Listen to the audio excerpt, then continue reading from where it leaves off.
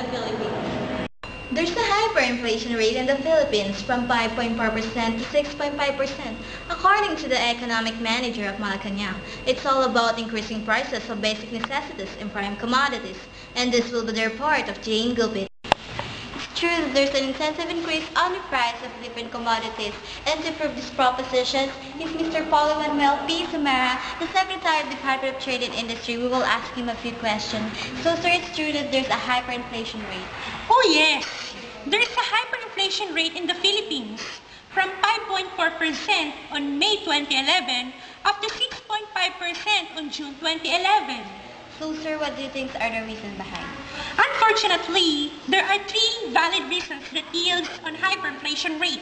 First and foremost, the toll fee increase and the additional transportation costs were added to the selling prices of the goods. That causes an intensive increase in prices on the raw materials. Second, there is a shortage on the raw materials due to the last typhoon.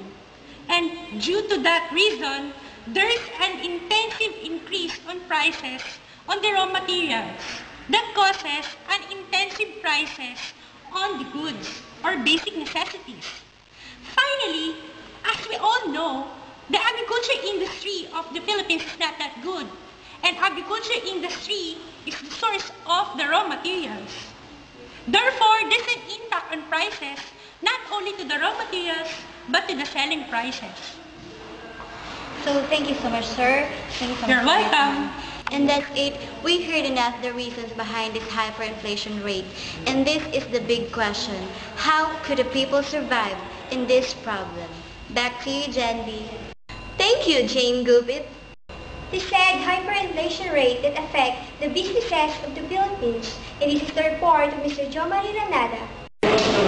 Now I will talk to the members of the Philippine Chamber of Commerce pertaining to the hyperinflation rate affecting the different businesses here in the Philippines. Sir, as the President of the Philippine Chamber of Commerce, what could be the effects of this hyperinflation rate to the different businesses? The business has no other choice what to do. They need to increase the selling price of their goods to maintain the financial security of their part, and it will directly affect the strategy of a certain business. Thank you. Ma'am Usares, as the Dean of QCPU College of Entrepreneurship, what could be the effects of this hyperinflation rate? Well, the main effects of this is that people who intend to buy goods with the inferior quality than to the superior quality. It means people will intend to buy with a lower price than to the higher one. And they will not become a brand conscious because for them, what's cheaper is better. Thank you. Mr. Lopez, as the CEO of Pep's manufacturing firm, what could be the outcome of this hyperinflation rate? On our business, due to the forced increase on prices, there's a poor sales on our part and we will terminate some of the workers to sustain the business operation. It seems that we're indirectly affected by the inflation rate. Sir, for you, what could be the effects of this hyperinflation rate? The consumer will have a greater burden and the opportunity costs will increase. It only means that there will be the higher expenses. As a part of consumer, as an owner of merchandising business, I know that the choices of the consumer were very affected by the inflation rate. Thus price goods will be the most important preferences. That's all. Thank you. Thank you, sir. Now we see the effects of this hyperinflation rate to the different businesses. Back to you, Jean Lee.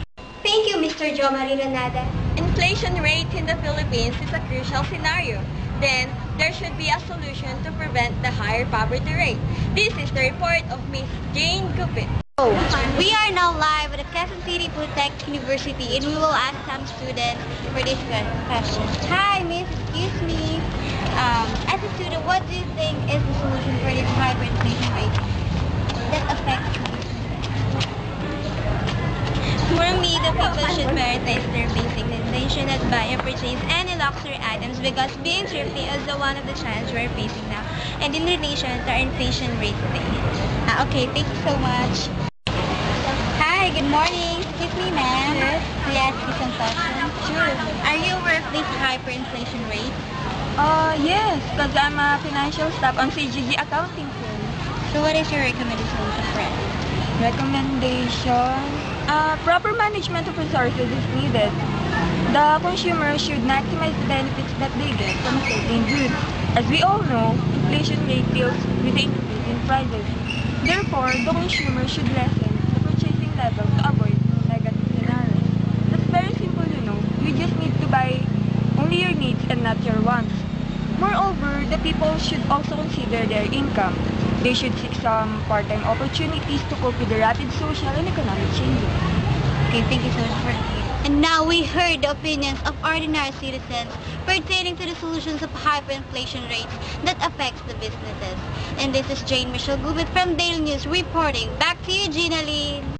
Thank you, Miss Jane Gupit. And now, live here at our news center, the Director General, Ms. Jamie Suba of National Economic Development Authority. Good day, ma'am. Good day to you and good day to all of you. Ma'am, what could be the solutions for the hyperinflation rate that affect the businesses? Thank you for that question, Ms. Jean Lee. First and foremost, we cannot control the hyperinflation rate because it's typical on all society and on our economic system. The main point is that we can change or lessen the impact of hyperinflation rate by proper buying of resources. And the consumer must be a wise customer, and they should know when to buy and how many to buy. Furthermore, all members of the society must be thrifty and try to save money so that they can easily adapt in the changes of the society. Moreover, the long-term solution is that the government should neutralize the situation, and the government should promote the general welfare of the agricultural sector and labor sector, and also to develop the systems of production of raw materials and to develop the job opportunities for the Filipino people. And this long-term solution is that not only for the job opportunities, and not only for the prices of commodities, but also for the better future of the Filipino workforce. Good answer, ma'am. Are you willing to help the Filipino people? Yes, I will do my best, not only as a public officer, but only as a public servant. Thank you for the time, ma'am. You're welcome. Thanks too. Now, we see that